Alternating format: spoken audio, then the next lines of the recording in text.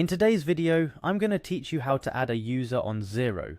Xero, as many of you might already be using or considering, is a fantastic cloud-based accounting software that's designed for small to medium-sized businesses.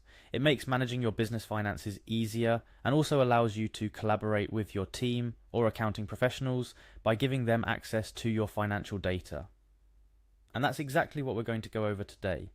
How to give access to new users, be it a team member, an accountant, or anyone else you need to collaborate with within Xero. Let's start by opening up your web browser. Head over to the Xero website. Once there, you'll notice a login button located in the top right corner of the web page. Click on this button to proceed. This leads you to the login page where you're prompted to enter your email and password. After inputting your credentials correctly, click on the login button to access your Xero dashboard. Remember, maintaining the confidentiality of your login details is crucial for the security of your financial data, so make sure you're following best practices for password security and management. Upon successfully logging in, you'll be greeted by the dashboard of Xero. This is where all the magic happens. But before we proceed further, let me share a tip. Take a moment to familiarize or re-familiarize yourself with the dashboard if you haven't explored it recently. It's a powerful hub for managing various aspects of your business finances. Now, to add a new user, you will need to focus on the organizational aspect of Xero. Look for your organization's name. It should be displayed prominently on the dashboard. Clicking on it will lead you to a more detailed view of your organization's settings and configurations. From here, navigate to the Settings option. It's in these settings where you can manage a wide range of features, including the users who have access to your Xero account. Once you're in Settings, look for an option labeled Users. This page is dedicated to managing user access and permissions. You'll find a comprehensive list of all the current users with access to your Xero data here. To add a new user, look for the Invite option, typically labeled Invite a User.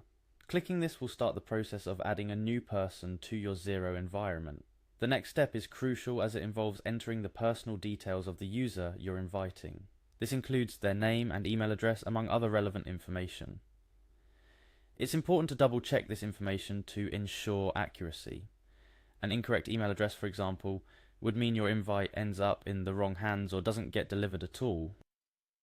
After you've entered the new user's details, it's time to select their role within Xero.